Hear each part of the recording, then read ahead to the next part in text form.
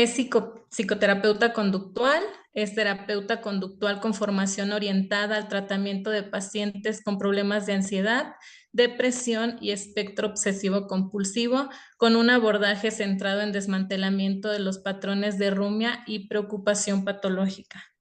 Y bueno, entre muchas otras capacitaciones, ¿verdad? Que cuenta el psicólogo Franco Sebastián Luján. Y bueno, nuestro tema de el cual nos va a estar hablando es sobre rumiación en los problemas de ira. Bienvenido, psicólogo. Le cedo la palabra para no robarle más el tiempo. Vale. Ok, dame un segundo. Fíjate si puedes hacerme para compartir. Eh, Me parece que ya. ujú. Ok, ok. Bueno, a ver, vamos a tratar de iniciar el tema. Este tema sobre lo que tiene que ver con rumiación de ira es muy importante que, a ver, voy a tratar de ser lo más directo posible para focalizarme en la temática, pero sí es muy importante que pueda darles una visión de espectro de todo lo que vamos a estar viendo, ¿sí? Esta clase va a ser básicamente, es un recorte de una especialización en los problemas de ira desde la terapia de conducta y está focalizado en la parte de la rumiación de la ira, ¿sí? Además de todo el tratamiento para los problemas relacionados a la ira, la agresión y demás. Una de las primeras cuestiones que nosotros tenemos que entender antes de entrar es que básicamente cuando hablamos de la ira tenemos que entender en todos los problemas donde está presente, ¿sí? Es decir, como emoción o estado emocional problemático, ¿sí?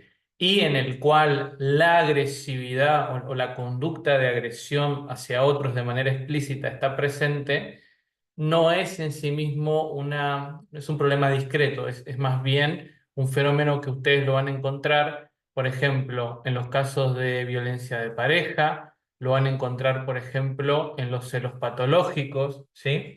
Lo van a encontrar inclusive en la parte de ansiedad social, sobre todo cuando estamos hablando de ira vinculada a un déficit de habilidades sociales, ¿sí? En estrés postraumático también está presente, ¿sí? Y también como un tipo específico de rumiación. Si bien es cierto que hay distintos paradigmas con los cuales se puede estudiar la rumia, ya sea el paradigma de la preocupación patológica, el paradigma de la audiencia autopercibida, el paradigma de la paranoia, la ira tiene su lugar entre todo esto, ¿sí? Para que nosotros podamos tener una noción, lo primero que nosotros tenemos que saber es que para hablar de rumiación de ira es porque estamos dentro de lo que sería la experiencia de la ira. No, en esta clase no vamos a entrar en lo que es la expresión, o sea, el comportamiento de agredir a otros, por ejemplo, a la propiedad privada, destrucción de la propiedad privada, cierto tipo de comportamientos ilícitos. No vamos a entrar ahí porque eso sería la expresión. Nosotros nos vamos a estar manejando en la experiencia, ¿sí? ¿Por qué? Porque en la experiencia de ira es donde están todos los estímulos de control que a nosotros nos interesan, ¿sí?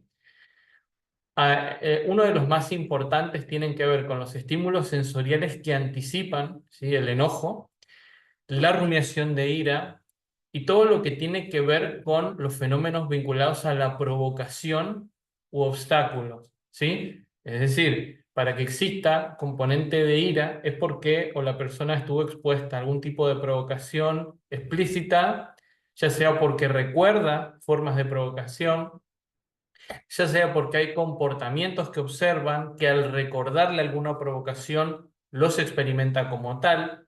Es decir, algo muy importante que ustedes tienen que tener en cuenta es que si bien la rumia genera experiencias muy relacionadas a lo que es volver a revivenciar ciertos eventos del pasado, también es importante que lo entendamos como un fenómeno extrasituacional, ¿sí? ¿Eso qué significa?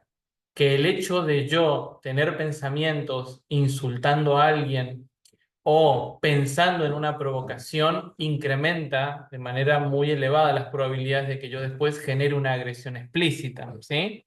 Pero vamos a ir moviéndonos. Dentro de la... Antes de seguir avanzando, es muy importante para todos aquellos que no estén vinculados al estudio de la rumiación, ¿sí?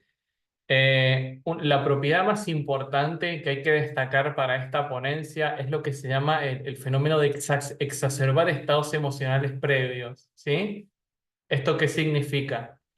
Los fenómenos de rumiación son fenómenos repetitivos, son fenómenos extrasituacionales y son fenómenos de amplificación de estados previos. ¿Eso qué significa?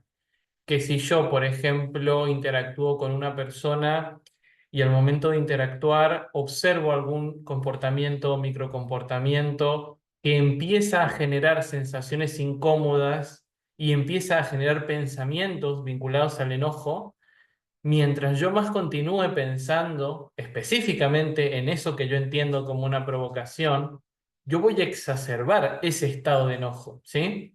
Por eso es tan importante de que nosotros separemos lo que sería el estado emocional propiamente de la ira, lo que son los eventos privados que exacerban o son potenciadores de la experiencia de ira, y después la agresión pública, ¿sí? Esas son cosas que uno tiene que ir separando.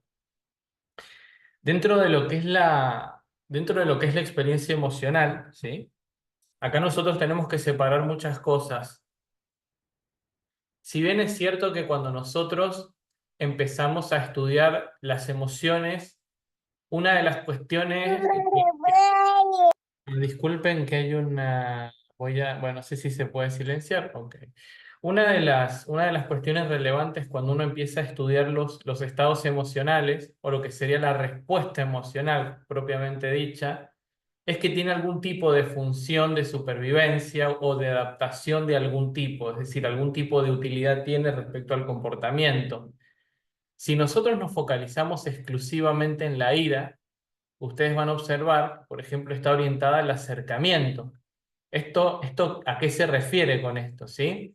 Significa que mantiene ciertas motivaciones en la persona para acercarse y vengarse de alguna manera. Es decir, el enojo no se mantiene por cualquier razón. Una de las razones es esa. Fíjense que es una experiencia bastante arcaica, bastante primitiva, ¿sí? Y fíjense, en muchos casos se puede iniciar para recordar discusiones o eventos del pasado. Fíjense que esto también es muy concreto. No necesariamente implica una agresión física hacia otra persona, sino, por ejemplo, esto de mantenerme enojado para tratar de defenderme verbalmente de otra persona, ¿no? Pero ¿por qué se orienta al acercamiento? Por la relación que hay entre ira y agresión. Por lo general, no es lo que siempre ocurre, pero por lo general, aquellas personas que más tiempo mantienen la rumia de ira suelen agredir a otros, pero eso es solamente en algunos casos. En los casos con ansiedad social no pasa eso.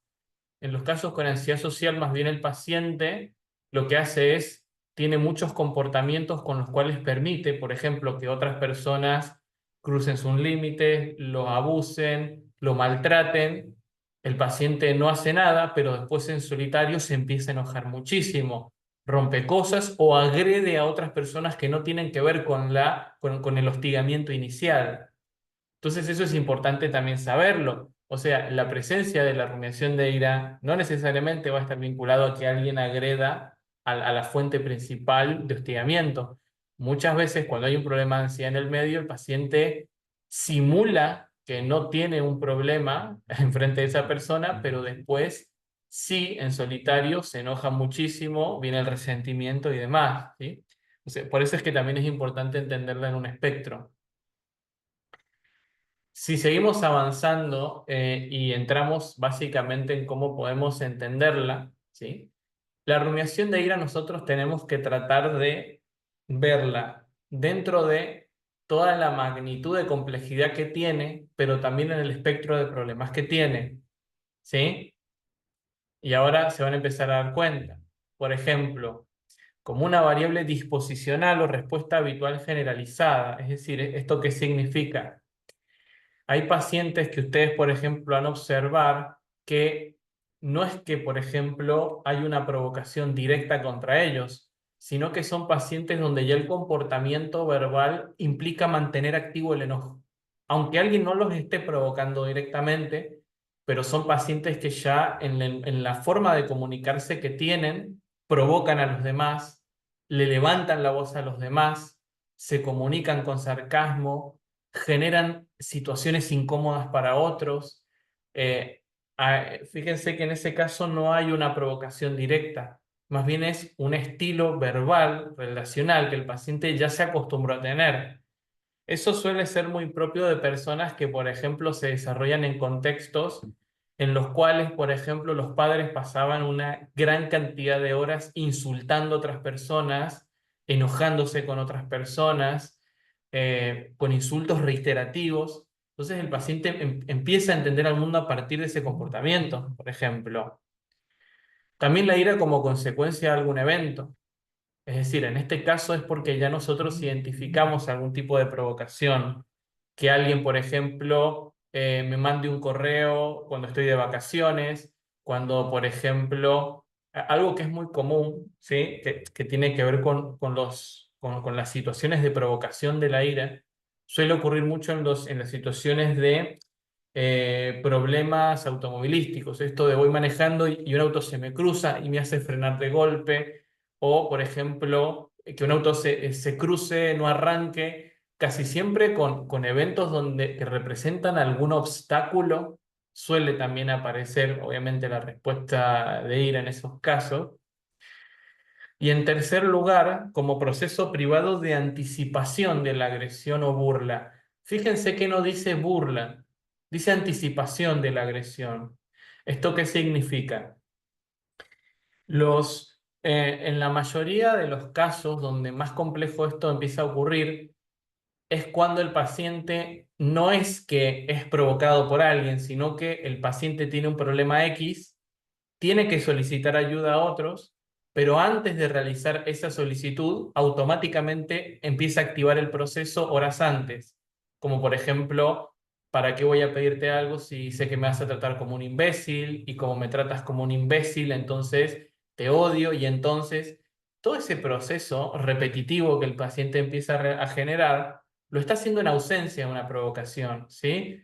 Por eso es que precisamente una de las propiedades de la rumia, en términos transdiagnósticos, es que es autoelicitada. El paciente inicia por sí mismo ese comportamiento verbal privado. Pero además no es solamente la anticipación, es que anticipa cierto tipo de instigadores. Es decir, no es que anticipa que la otra persona simplemente me va a denegar una solicitud o me va a decir que no. Me va a decir que no, se va a burlar y yo no voy a hacer qué hacer cuando se burlen. Entonces, automáticamente, antes de ir a exponerme, a pedirle algo a otras personas, ya empiezo a generarme enojo, ¿sí?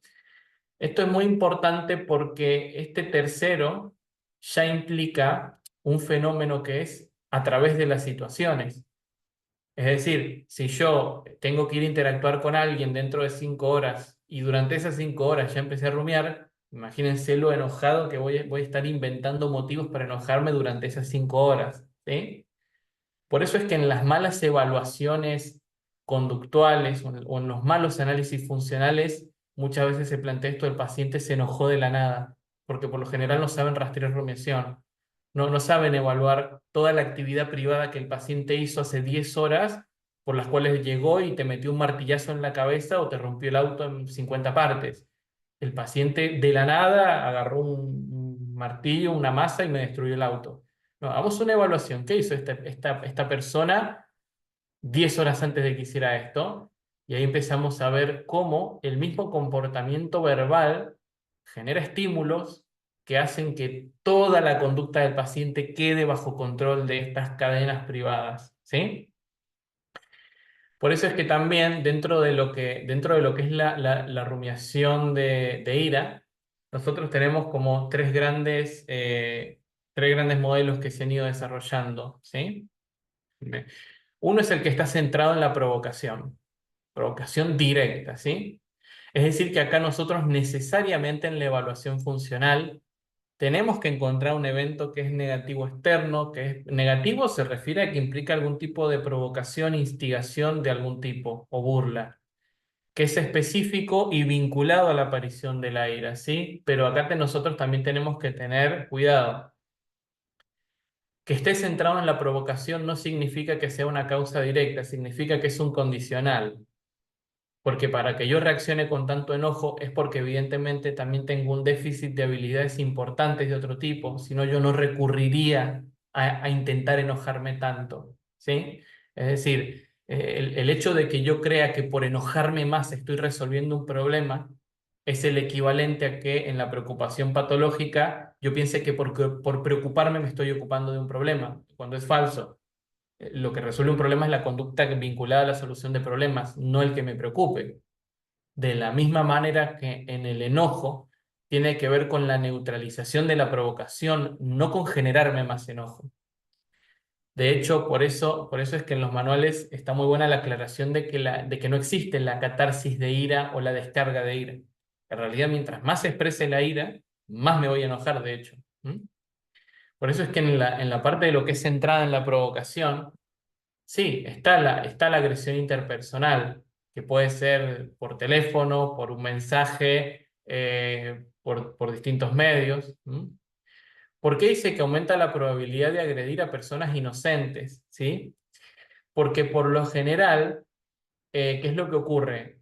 Los pacientes que han recurrido durante mucho tiempo a este tipo de estrategias, ¿sí? Obviamente que hay déficit de habilidades, hay problemas con la conducta de solucionar problemas, hay problemas con el manejo de la preocupación. ¿Qué es lo que hacen? Evitan acercarse a resolver los problemas que tienen, pero en esa evitación pasiva generan la red activa, es decir, generan más pensamientos de enojo mientras siguen evitando de manera pasiva los problemas que tienen. Entonces, ¿qué ocurre? Personas que no estuvieron involucradas con la agresión inicial o la provocación inicial por comportamientos que no son realmente graves o no son realmente problemáticos, el paciente termina agrediéndolos a ellos, ¿sí? Pasa mucho con esto de, tuve un problema en el trabajo, me empecé a enojar, llegué a mi casa y golpeé a un pariente mío, por ejemplo, ¿no?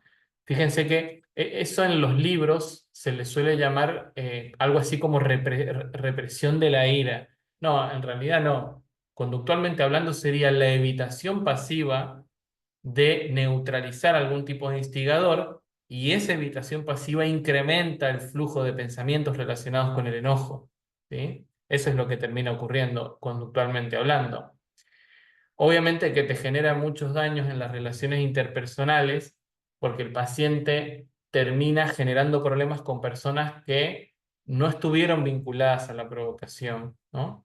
Y obviamente también debilita mucho lo que es la conducta de perdonar, cuando otras personas generan algún tipo de problema que no es grave, pero ¿qué es lo que ocurre? Como precisamente estamos hablando de un fenómeno rumiante, una cosa es la rumiación de ira como tal, al momento de enojarme, y otra cosa son los efectos a largo plazo, es decir, mantener el resentimiento contra otras personas o la necesidad de vengarme o de seguir vengándome con el tiempo, ¿sí?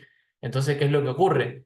Personas que, por ejemplo, han cometido algún tipo de problema contra mí, ya sea voluntario o involuntario, pero que quieren disculparse o que quieren mejorar la calidad de nuestras relaciones sociales, yo sigo como obstinado en negarme a eso y buscar enojarme más, ¿sí? Después, por ejemplo, tenés otra que ya tiene que ver como centrada en uno mismo, ¿sí? Es decir, acá ya tiene que ver, por ejemplo, con todo lo que tiene que ver con metacreencias vinculadas a por qué necesito enojarme. ¿Qué es lo que ocurre?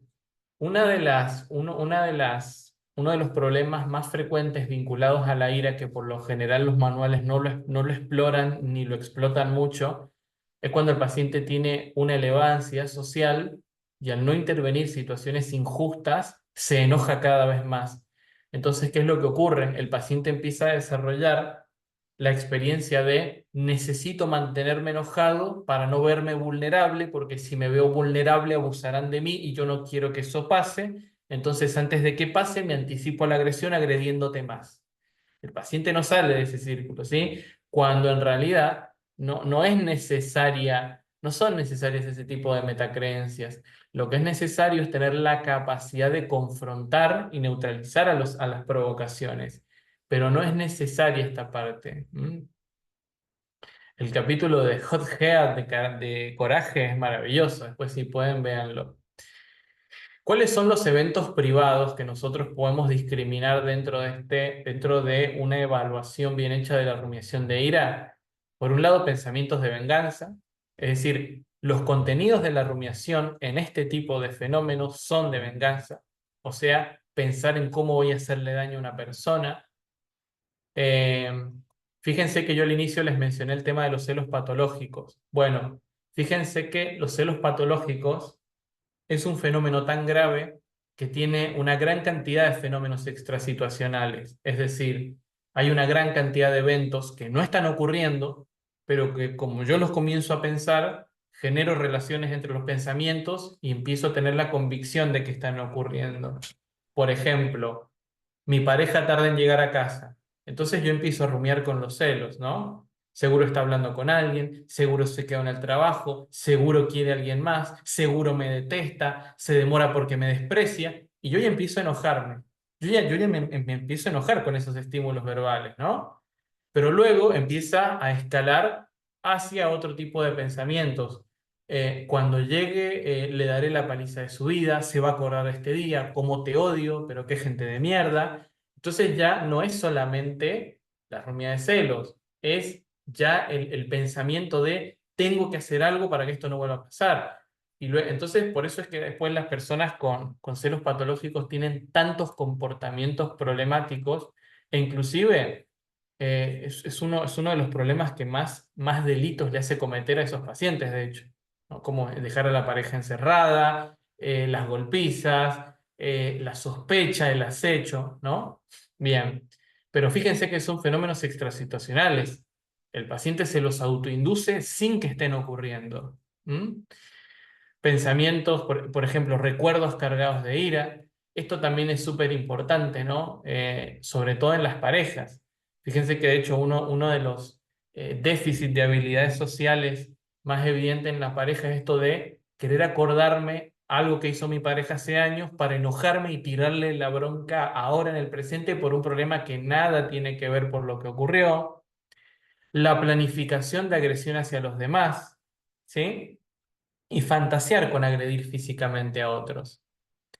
También es importante señalar esto, ¿sí? Eh,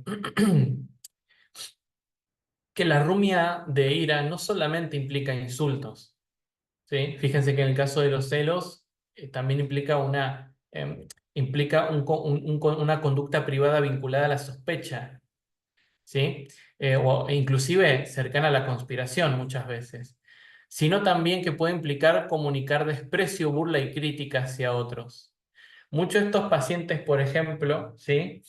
Se han criado en familias donde, por ejemplo, la crítica hacia otros es constante, ¿no? Por ejemplo, están sentados en la mesa y empiezan a decir, ven a alguien en la televisión, mira el imbécil ese, mira el estúpido ese, mira el sobrepeso de esa persona, mira qué cara horrible, ¿no?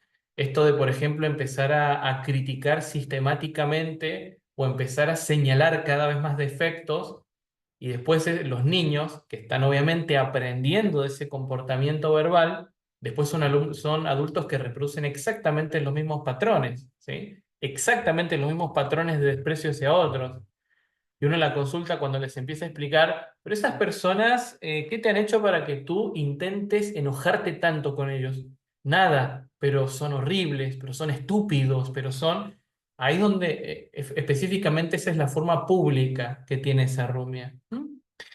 Y también suele iniciar con afirmaciones sobre los problemas. Esto es lo que hace que más rápido escale la agresión. En muchos problemas de celos patológicos pasa esto de está la pareja caminando por la calle y no sé, por ejemplo, uno de los dos mira el teléfono y a la chica se le viene el pensamiento, está hablando con otra persona y automáticamente le avienta un golpe, ¿no? Y cuando uno hace la evaluación, es que me llegó el pensamiento y fue tan seguro que tuve que agredirlo, ¿no? Bueno, básicamente pasa por eso. Vamos a entrar en unos niveles un poco adicionales, más de detalles, ¿sí? Fíjense que ya a nivel mucho más detallado, ¿qué es lo que encontramos? ¿Sí? En primer lugar, que es una estrategia de afrontamiento que está centrada en la emoción, ¿sí? Es decir, ¿por qué dice que es parte de un intento de regulación emocional? Porque la persona cuando se está enojando e intenta mantenerse enojada, tiene, por así decirlo, algún tipo de experiencia vinculada a si yo me mantengo enojada, estoy resolviendo algún problema o estoy modificando algo que me molesta, ¿sí? Ahora, ¿qué es lo que ocurre? Es una estrategia absolutamente ineficiente como regulación de las emociones. Más bien no. Más bien lo que va a hacer es que cada vez se incremente más el enojo, ¿sí? De hecho, la rumiación en sí tiene una gran cantidad de funciones, pero en este caso, cuando el paciente genera esos estímulos verbales, también implica una gran experiencia reforzante, por eso lo sigue haciendo. También obviamente exacerba y mantiene los estados de ira y disminuye la capacidad de autocontrol. Esto es importantísimo. Mientras más cantidad de estímulos verbales el paciente se genere para mantenerse enojado, más situaciones va a generar que no están ocurriendo, ¿sí? ¿Esto qué significa? Si yo, en vez de poder pensar de manera concreta, mi amigo hizo esta situación que me molestó y la tengo que resolver, si yo en vez de hacer eso busco mantenerme enojado insultándolo, los insultos me van a llevar a que yo lo desprecie, el desprecio va a llevar a que yo imagine de que no va a querer colaborar, cuando yo imagine de eso me voy a enojar más, al mismo tiempo ya estoy planificando cómo lo voy a golpear cuando se comporte de esa manera. Fíjense la cantidad de redes que genera esto, ¿sí? No es simplemente estar enojado y pensando. Por eso es que también el hecho de que los pacientes recurran a esta estrategia ya nos muestra que tienen un déficit muy potente de habilidades sociales.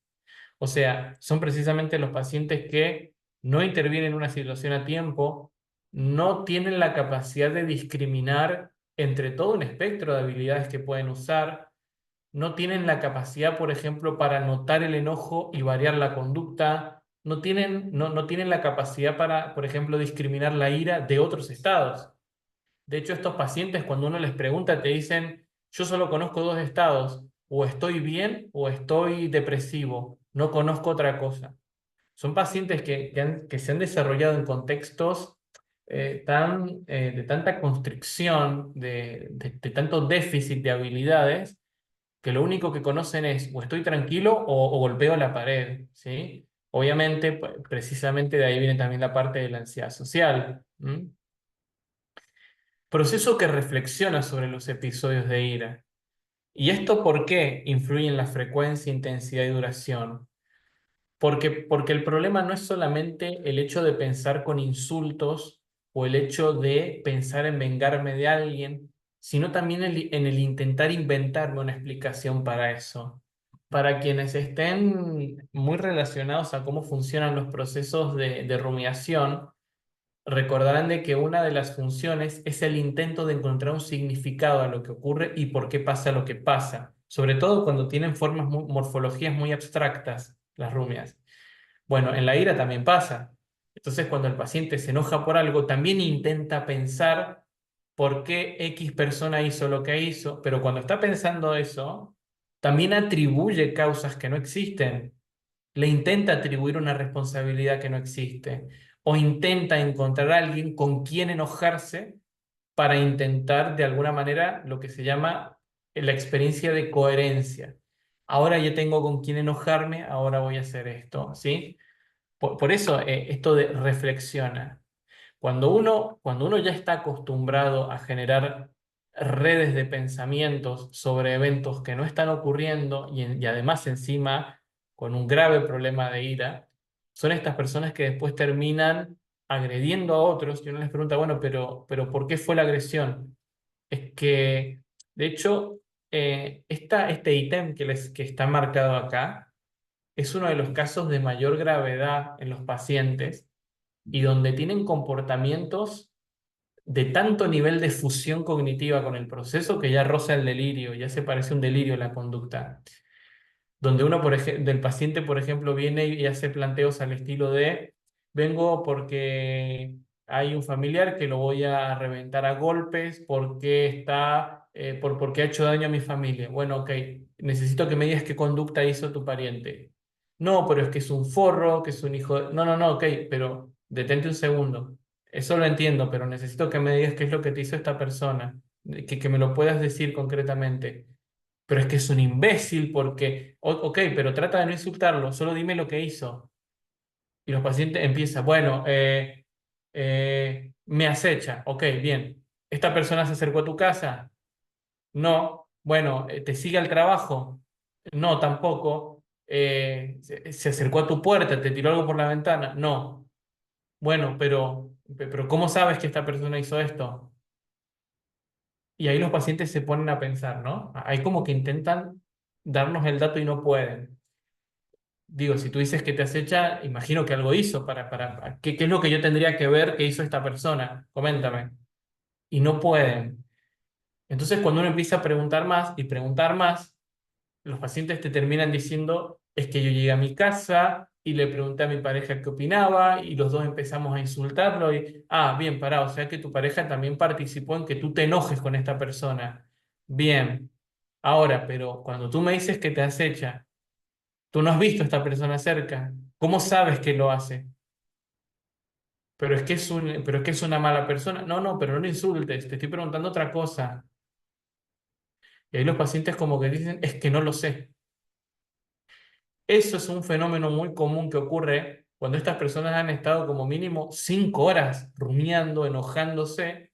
Entonces, ¿qué es lo que ocurre? Terminan generando escenarios que no existieron a partir de insultar, ¿sí? Es decir, los insultos son estímulos que tienen una gran cantidad de significados involucrados. De hecho, si ustedes hacen el ejercicio, si por ejemplo agarran, no sé, qué sé yo, una idea e intentan, por ejemplo, añadirle calificativos, relacionar los otros calificativos que usé, empiezan de a poco como a atribuir un problema que no existe. ¿Sí? Bueno, en la rumia de ira pasa muy seguido y cuando uno empieza a preguntarles dónde estuvo la provocación es como que no te lo pueden decir. Por eso yo el otro día veía este meme que me pareció una genialidad. Venía hablando solo y me hice enojar, ¿no? Fíjense esto de, por ejemplo, antes de una interacción ya empezar a generar pensamientos vinculados a el problema que voy a tener cuando ni siquiera llegué a la situación. Fíjense que ahí donde vemos los niveles tan patológicos de función cognitiva que podemos llegar a encontrar. Por eso es que está este elemento.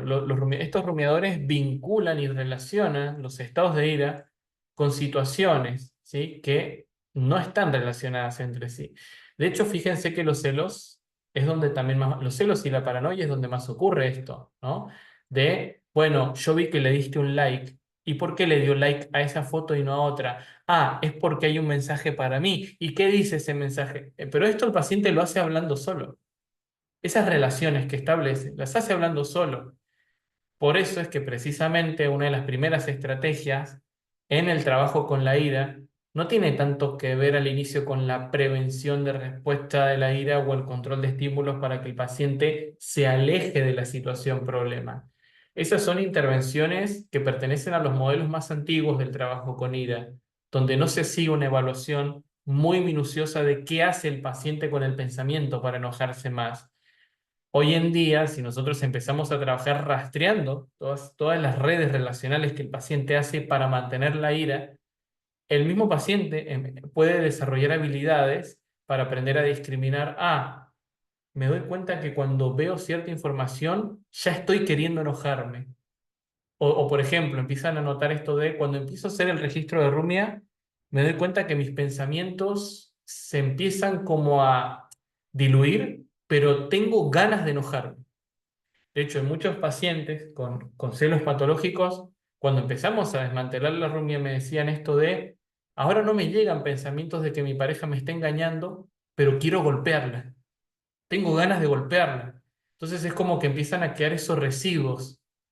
Cuando el caso ha sido tan grave, cuando el paciente ha tenido tantas conductas operantes vinculadas a agredir a otros, uno empieza a reducir la rumiación y el paciente empieza a entrar como en algunos estados de confusión, como, No me llegan pensamientos, pero casi como que quiero buscar una excusa para enojarme. Estoy buscando una excusa para ir a agredirlo. Empiezan a tener como estos fenómenos de inercia que generó la rumiación. Por eso es tan importante hacer evaluaciones tan detalladas con cómo piensan estos pacientes, ¿sí? También esto de la tendencia a reprimir la ira no está muy bien escrito.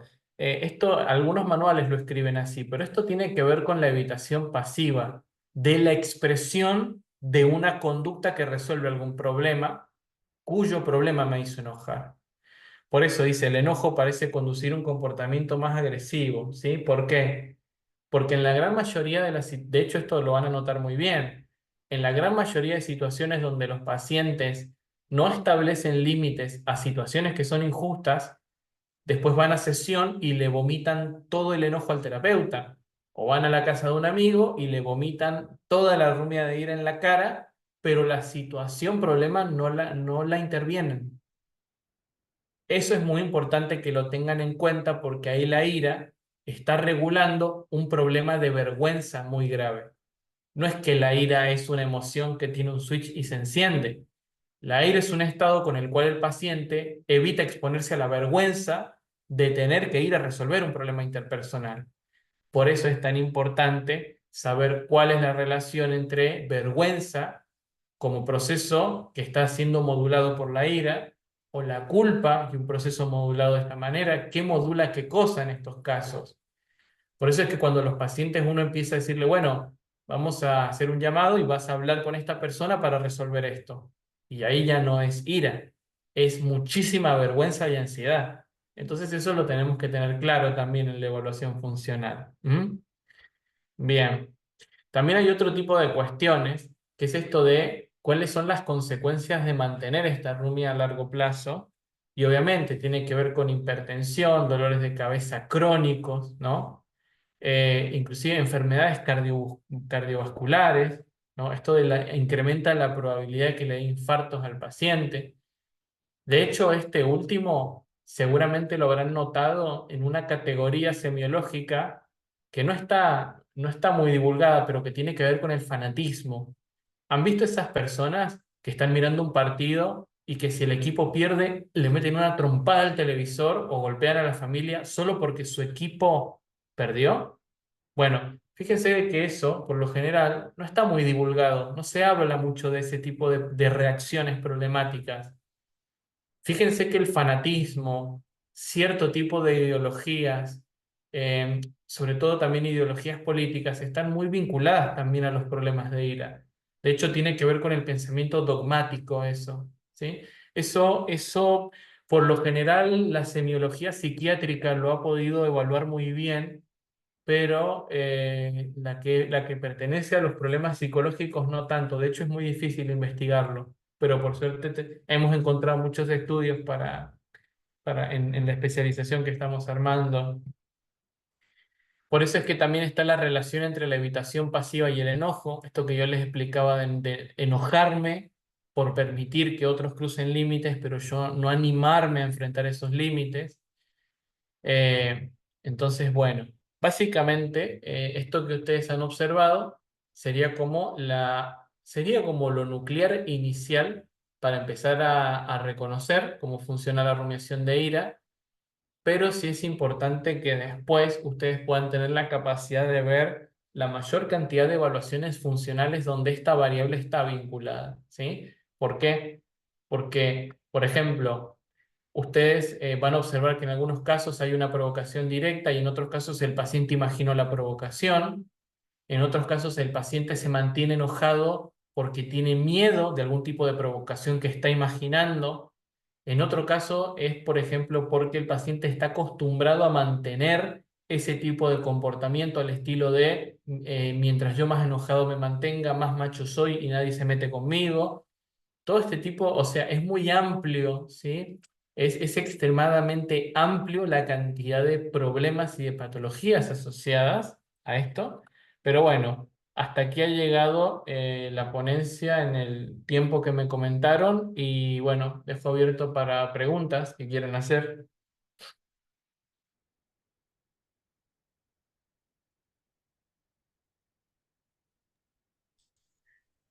Muchísimas gracias, psicólogo Franco.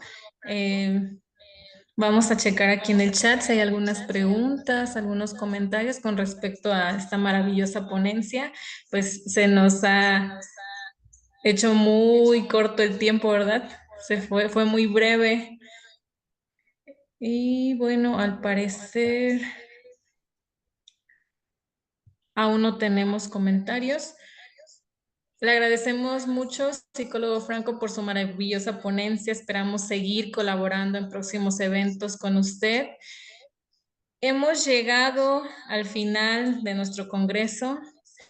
Me voy a permitir ceder la palabra a la psicóloga Ruth Alejandra Ortiz González, quien en representación de nuestro director, el psicólogo Juan Antonio Martínez Aguilar, pues nos dará unas palabras para clausurar este Congreso Internacional. Adelante, psicóloga. Muchas gracias, psicóloga Erika. Y bueno, como bien lo mencionas, a nombre del psicólogo Juan Antonio Martínez Aguilar, quien es nuestro director, pues el día de hoy voy a dar la clausura, el cierre de este maravilloso congreso por motivo de nuestro 10º aniversario. Antes de eso, me gustaría agradecerle al psicólogo Franco por su brillante participación, así como también a cada uno de nuestros ponentes que pudimos escuchar a lo largo de estos 2 días. Quiero agradecer también a todas las personas que asistieron, que estuvieron con nosotros, que han estado también con nosotros en nuestros congresos anteriores, que han estado al pendiente de las publicaciones de Facebook, que nos escuchan en Si Conversando o en Tax Conecta. Muchísimas gracias a todos por su participación y reconocer la brillante conducción de la psicóloga Erika, la psicóloga Liz, la psicóloga Melissa, el psicólogo Jorge, que estuvieron pues acompañándolos a lo largo de estos 2 días de congreso. Gracias a todos por formar parte del IPAC y por hacer posible este gran sueño de pues cumplir 10 años, que fácil se dice, pero que realmente es el conjunto del esfuerzo, la dedicación de nuestro fundador y director, el psicólogo Juan Antonio. Entonces, siendo las 7:50, quiero dar por concluido este congreso en conmemoración de nuestro 10º aniversario y le cedo la palabra ahora a mi compañera, la psicóloga Erika, para que finalice con este pues maravilloso congreso. Muchísimas gracias. Gracias, psicóloga Ruth. Gracias a todos los participantes, a todos los que nos estuvieron acompañando en estos 2 grandiosos días, ¿verdad? Con estas ponencias maravillosas, con estos maestros, psicólogos en la psicología, siempre basados en evidencia científica, ¿verdad? Aquí hay algunas felicitaciones por el ponente, por el congreso, por el IPAC también. Dicen que les fascinó, magnífica ponencia, gracias, excelente ponencia, muchas gracias, gracias, qué padre escucharle, muchas gracias IPAC, muchas felicidades. Bueno, me gustaría mucho, de favor, si pueden prender sus cámaras para poder sacar una foto y así ya terminar con este congreso, clausurar ya por completo este evento.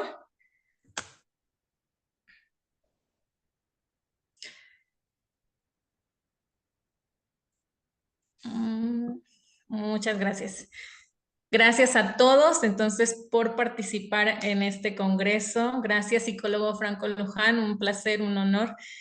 Y bueno, recuerden que para el IPAC, tu salud emocional es nuestra prioridad. Nos estamos viendo en próximos eventos. Gracias.